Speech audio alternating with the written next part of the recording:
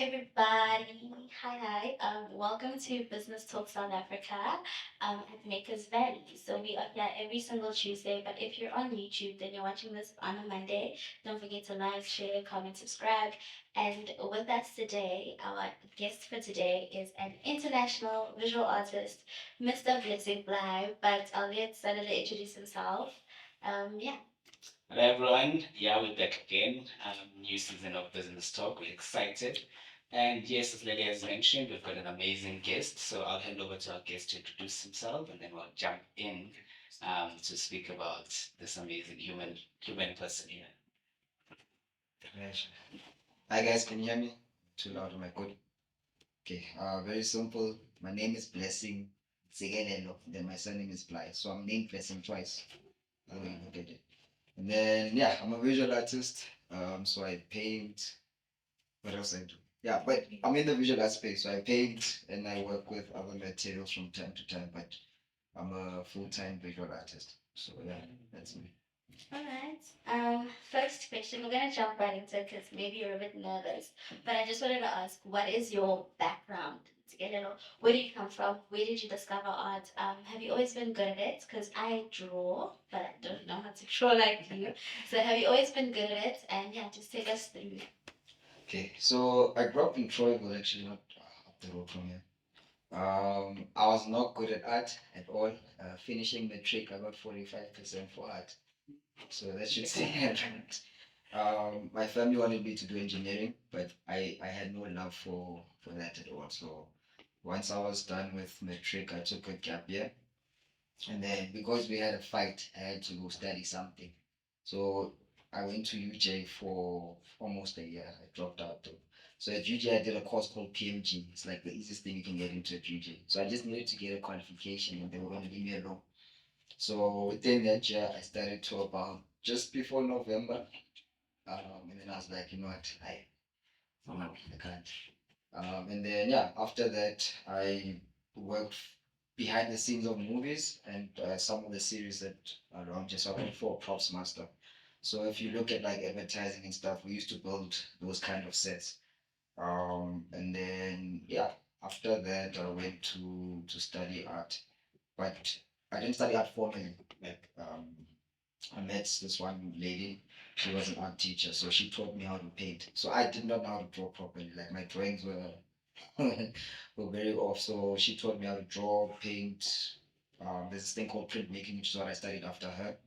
And then yeah, that's how I got to that. So yeah, I did not have a very good background in art until very recently. So yeah. Cool. So would you say the passion came after you learned a little bit about art, or is it something that was there because, as you said, you just mentioned that the results at school were not that great. Please take that mic. The results at school are not that great. So did the passion start after? And then I want to jump into another question with this. Do you feel like the passion for art is innate or it can be learned? Okay, so for me, I feel art was the last thing in my mind, right? Uh, I did do obviously like art in high school, and they exposed us to a very nice side of the industry. So we got to visit galleries and stuff. But it was never something I thought, okay, I can take kind of serious, right? Sure. So kind of long story short, we played soccer together. So that's what I wanted to be. I wanted to be a soccer player, and I wouldn't even go there. It didn't work out. So worlds apart, soccer and art.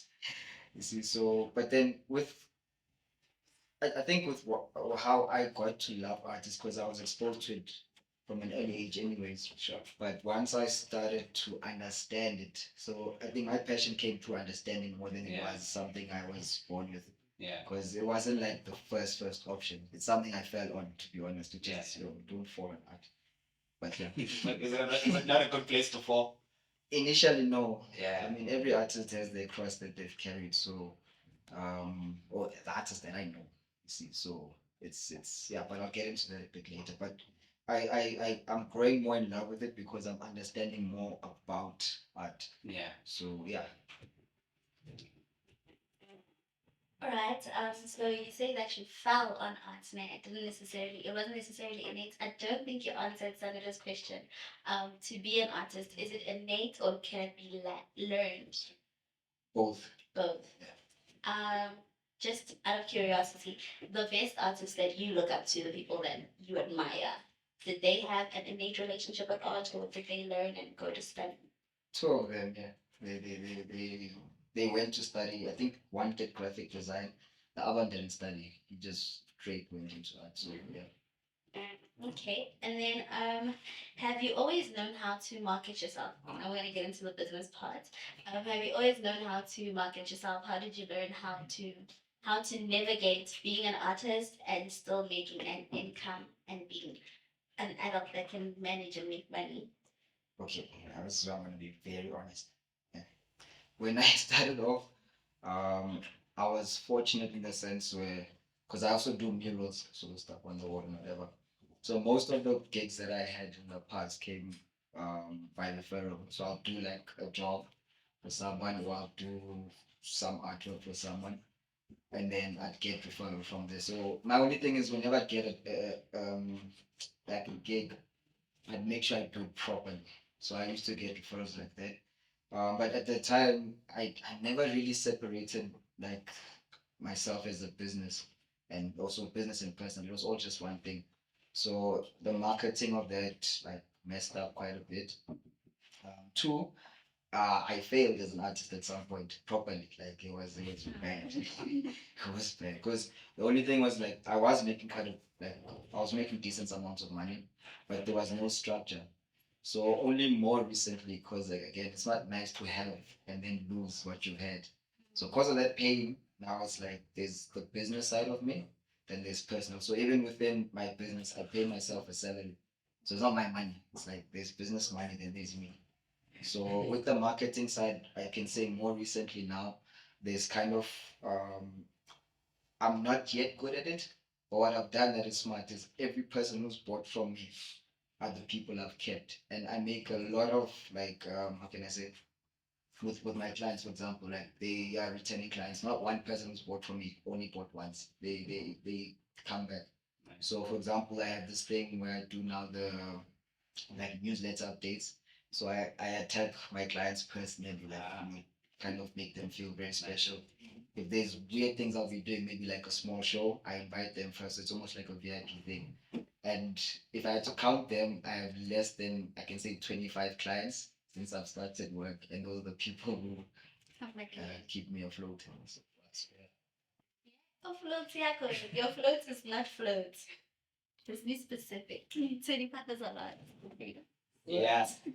I want us to talk about I because I know you personally, and I want us to zone in more because I know as a business person this is a pain that I've struggled with because of our backgrounds, I'm not one to complain about our backgrounds. I'm not going to talk to you about the past and what happened. I believe that as entrepreneurs, we need to be progressive people because we're not doing this for us, but we're doing this for the people who employ and the families that will benefit from the people that we employ, and so on and so forth. But I know that this has been a pain area because our backgrounds did not educate us, but we also have an opportunity to learn going forward. So I want to talk about money management. How has it affected you having to learn on the job? Which, because I know with us, that's a disadvantage. The painful things that we go through teach us the lessons. And for some people, they go in having properly learned how to manage money and understand money, understand how to interact and have a proper. Because with money, you have to have a relationship with money. If that relationship is broken, you're gonna go through a lot of tough times. But if the relationship is proper, then you might bypass some stages. So speak to us a little bit about that. Okay, so to answer that in a simple way, I think my problem wasn't necessarily like the money management. It's because I actually didn't have a vision in terms of what I wanted to do as an artist. Sure. So obviously in the art space, it's a very beautiful industry, but you kind of have to divide yourself. So you get people who are, so to speak, on the commercial side. So they'll only make money for art. Whereas you'll find other people who want to end up in museums and be studied and stuff like that. So in the day when I realized why I was wasting money, it had to do a lot more I never knew what the way forward was. So whenever money came in, I had no plan anyway, so Yeah. it would be used recklessly. Sure. But now that there's a specific goal that I have, so as I said to you, I'm more for business now. Sure. Yes, I'm an artist, but I had to separate on the admin side that I am in business. So there's a certain, like example, for the next 4 months, I have an idea of exact like the stuff that I want to implement, and then there's certain goals where I have to work towards. So if I have a 2 week goal, for example, to do a certain thing, I'll only focus on that. I won't jump on to try and get the client until I've done Yeah. those things. Yeah. So now when the money at least comes through, it has a job. Sure. See, it's not just gonna come sit in an account and then Yeah. 1 minute you get happy and then Temptation. and all of a sudden see. So there's yeah, my problem was I never had a vision or a goal Yeah. as to what do I want to do as an artist. Yeah. So that's why I mismanaged a lot of money. So in a nutshell, we need to have a vision for our money. Yeah, for your business in general, Sure. and not just vision to say, okay, like, I do things very, very, like, I can say almost like a child. I have the long term, but I have the one that I have to finish by Friday, example, this week. So, yes, it's easy to say in the next 10 years, I want to see myself wherever. But the one that works for me now is okay, fine. Here's my 10-year, whatever, goal or vision. But then there's the shorter ones where it's like, before I get to the 10 years, what do I do within a week? Yeah. And then I try to play around with that, basically try to reach this one first. Yeah. And then once this one's reached, it's the next one. And then it will cover the 10 years eventually. So that's how now basically I'm like kind of managing myself. And I guess in turn now, when like I've survived of late at least over small amounts of money, Yeah. like business wise, cool. But that means whenever like big amounts can come, it will cover what it has to cover. Sure. So that this trigger happy behavior. I mean, it happens. I mean, if something has, how can I put it? If it has no work, Yeah. you are going to use it in a very bad You way. give it. Yeah, you give it Which is something. not beneficial. Yeah. So I hope you answered the question. Sure. Okay, so you've spoken about a vision. Do you have a team or like a group of people? Because, like you're saying, as an individual, you've had to go through moments where you're irresponsible with your money. But do you have like a team, somebody to manage the money, somebody to draw, like, and get you clients? Also, the team, if you have one, or if you don't have one, then how did you establish a community? I mean, a global community. Okay, so fortunate part about that is okay, I didn't have a team for a long time, right? I have an accountant now. Yeah, that one is a thing. Yeah. So that's he's helped me with quite a number of stuff. So, for example, even with like guys, don't run away from text, please. It won't catch up. But there's ways where you can do things properly, where you don't have to fight with the textman and stuff. But in terms of team, I work with within the studio. So our studio is called 1159. Basically like a co-lab. So for example, I can write, but I can't write as well as like who writes really well, for example. So when I want English, I go to him. So he knows how to make English believable, like paper and that. So my English is the one will communicate, but his one is like if you want funding, you will get it based on. So we're basically building a collab with Nadine as well. So Nadine is like another amazing artist as well on the screen printing side. And then he forget it, but he's on residency here in South Africa. So you're from Belgium, right? So he's visiting us. But I don't have like an official team. But one thing that I don't mind doing is if I need help, I'll go to the right entity. So because I can't do like marketing, and this is where I feel like now my money can be spent well. So if I make a bit of cash, I would come with me to you guys and say, I need help, 1, 2, 3. So I feel as artists, or a lot of artists, we struggle with this one particular thing where whatever we get is ours. And for example, if I don't have a certain skill, I'm more than happy to pay someone else to do it so that it brings in more. So I hope that answered your question. Amazing. And then also you spoke about being part of a collaboration. Are there different, like, is there a community set up for different houses? Because I know before you were at August House, how do other artists get access to that information and how do they establish themselves in those type of settings? So I'm still at August House. I was here at Brickyards as well, but so here's the thing with particularly with art, you can't really stay hidden, and you must be willing to learn. So, for example, if I knew better years ago, this is stuff that artists need to attend, these kind of events, for example, right? Art shows, exhibitions. I know a lot of artists, we go there, we have fun, but those are also nice events to go network with. But I guess on my side, one thing I pushed away from being is narrow-minded. So since I am a business, I'll attend non-art events because I'm a business. So I don't think of myself as just an artist. I'm a businessman at the end of the day. So when there's, for example, events like this, if I need to learn about marketing, I have to attend something separate from just an art event. So yeah. All right, so let's go into the exciting part. Not to say what we spoke about was not exciting. Europe, right? So talk to us about your recent trip. How did it come about? How was it? What did you learn? Just take us through your experience recently in Europe. Okay.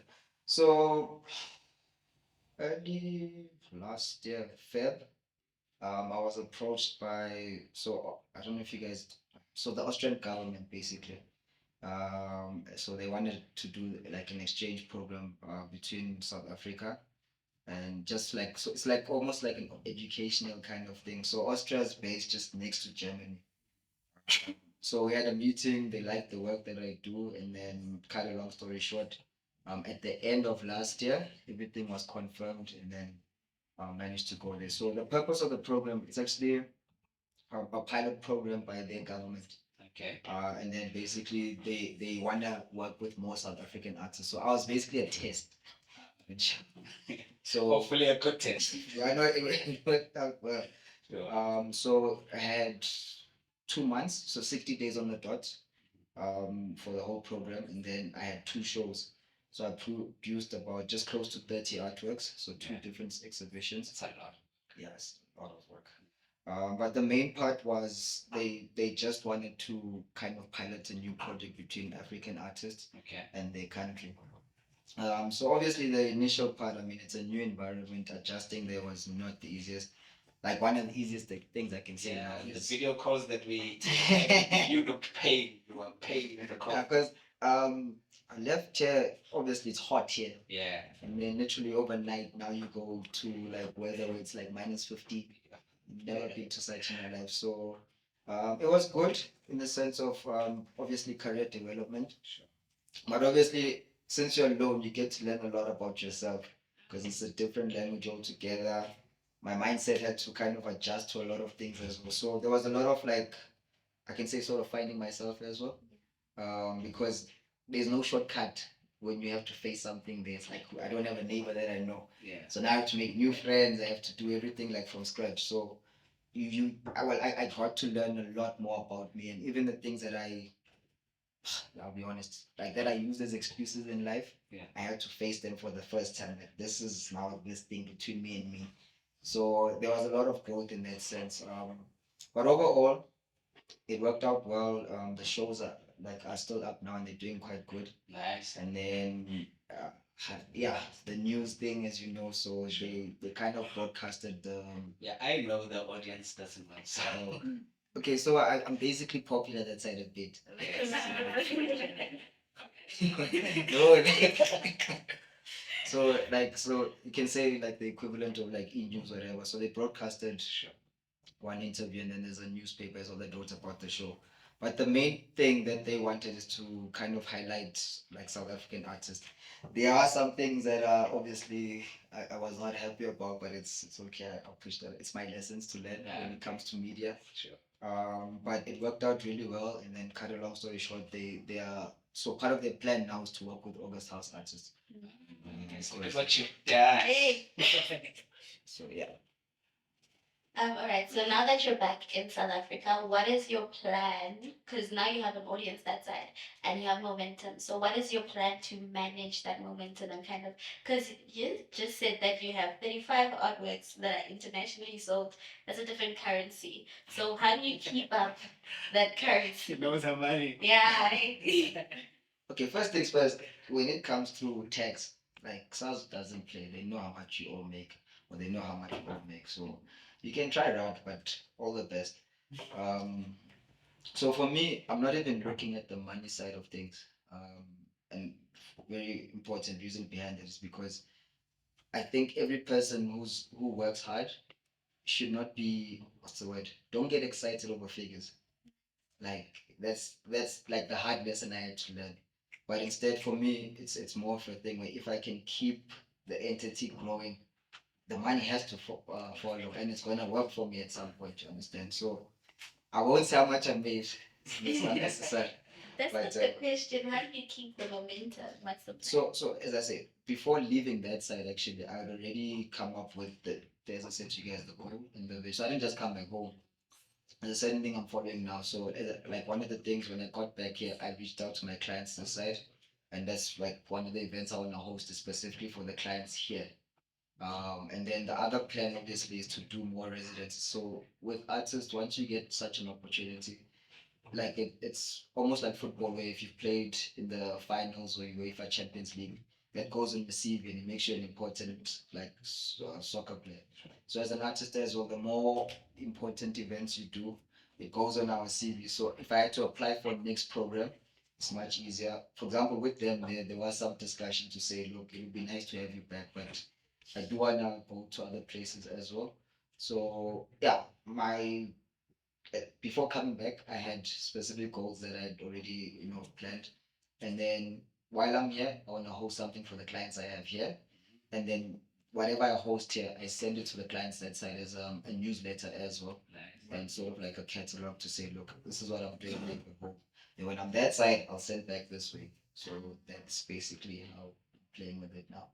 Okay, out of curiosity then, because like I can see that there's a lot of change that's come your way, and you just adapt it. And I know that's not a natural thing. Everybody always has moments in time where they lack in confidence, or sometimes situations and moments like you spoke about briefly about losing things that can demoralize you and set you off. So, what's your source? How do you get back to yourself? Like, what is the one thing that keeps you grounded and says, okay, Blessing, we've got I know having visions and goals is there, but I've also had visions and goals. Sometimes I'm like, yeah, I'm gonna keep gym. Every day I want to run 10 kilometers.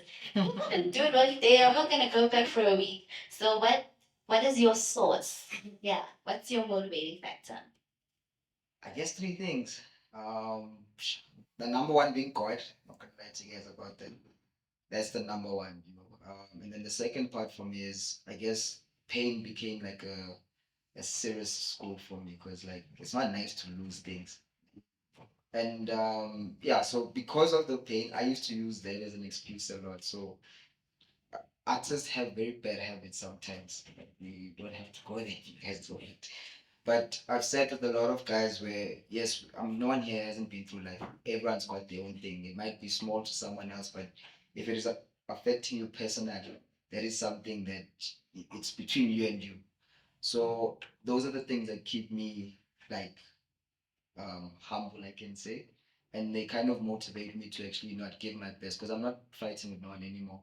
I'm not comparing myself to no one. I know, like, you listen to a motivational speaker, they'll say we have 24 hours in a day. Me, I'm saying they're lying because here's the thing: my 24 hours is very different from someone else's. But the thing is this, right? You still have an opportunity to do something. So even if within a day I've had a very bad day, if I can give myself even an hour to do something of quality towards my business, I'm good. All right, sir. So yeah, and so now that the perspective has changed, now you're a global brand. What changes have you had to make? Because obviously now, the people that you're engaging with are from different countries. We're talking Italy, Austria, Germany. You've touched these places, right? So what adjustments or changes have you had to make? Okay, let me just make it simple. So I I figured out my niche. So instead of running around for every gig that's there, I don't want every gig. I have a niche and I focus on them. So even the plan for the rest of the year is I'd rather have 4 people or 5 clients for the whole year. Sure. But the kind of quality of work I deliver obviously for them and the amounts that I'll be asking for will sustain me basically. So the whole aim now is not to get happy for everything that's called an opportunity. Yeah. But I'll go specifically for the stuff that is aligned to my kind of work. And even with, like, let's say, other opportunities outside the country again. Yeah. I'm not looking to travel just because I want to travel. But if it's not aligned to kind of the brand I'm building now, I say no, I won't go after it. And it's very painful to kind of have that because you will say no to something that looks like it's a lot of money. Yeah, yeah. But on a personal level, it's pointless running around again after discovering the niche I have. So my focus now in terms of business is the niche. And then, as I said, that's part of the part where I'm saying I'm not putting myself under pressure anymore. Sure. So yes, we all need money, but I'd rather focus on the people I know can afford the work, and then it will cover all this, running around like a headless chicken kind of thing. So Sure. yeah, I get you. And we've got some people in the audience that are looking to grill you. sure. So I'm going to. Oh, sorry. I'm going to pass this mic. We'll share. I don't think we need to share that because they're asking you. So I'll pass the mic to the audience. So, Mr. Blessing, I wanted to ask, we saw how we think. So, like, in terms of like mental health, because people get to critique how you think, how you feel, and how it results in what you make. So, like, in terms of like, because I hear you have a career plan, a financial plan. Do you have a mental health plan? Because as artists, we sell what we think, and people get to critique us, and people get a win in our thinking. Yeah, and artists develop habits out of that, whether it's cocaine, women. He went in. So, like, do you have a mental health plan? Okay, I'm gonna be very honest with you. That's also how the direction of my work kind of changed because I had my own mental struggles, you can put it that way. But also mine, it was a lot more on the spiritual side as well. Do I have a plan for it? No, not necessarily, but I do have a solution for it, which is a bit different than a plan.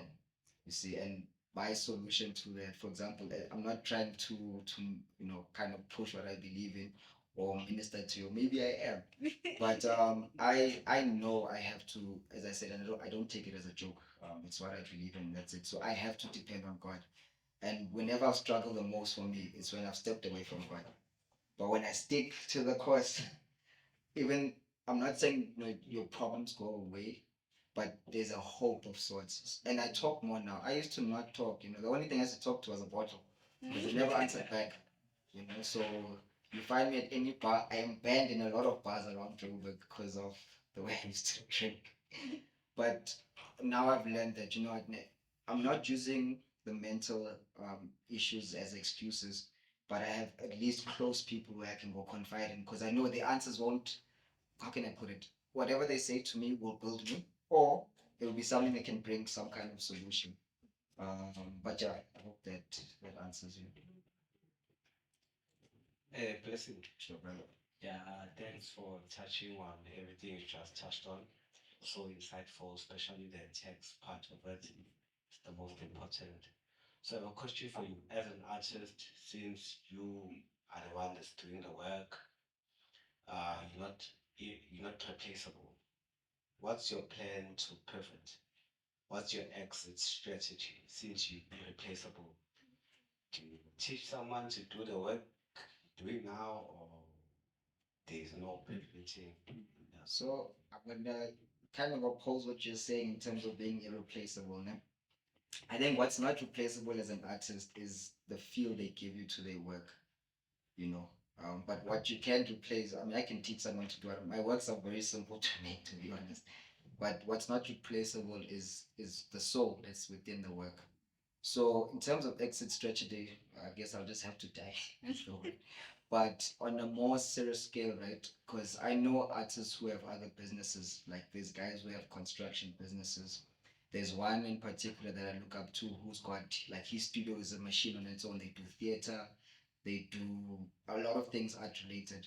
So on my side, what I'm trying to build as well is not just for me to just paint and then make a lot of money, but I want to build stuff related to art that I can also at some point have a studio that caters for things even beyond just me painting. As I say, I've got experience behind the scenes of film, so I want to get into that. The other crazy business that I'm still working on now is waste management. But then whatever we're going to be recycling to kind of put it back into products that we can use within studio. So more than anything else, I'm not thinking of myself at this point anymore. I want to build an entity that even when I'm gone, it will operate as if I'm, kind of still around, which is what I feel the purpose of business is. You can't just make. So yeah, I hope that answers your question. All right. As an artist, I want to ask, what do you do to reset when you feel overwhelmed, when the bad habits of being an artist attack you? I think we need an episode on this. Of late, I run away from Joburg. Like for me to research, I leave Joburg. I'll go wherever it's quiet. Preferably like even so the last place they had like a lodge thing. So I mean, guys, our country is beautiful. You should try. I've never been to Cape Town though. I think Cape Town is Europe, so that's why sometimes I'm very weird about it. But I leave the city because I grew up around here. I stay here, so my escape is generally like I'll go do something alone.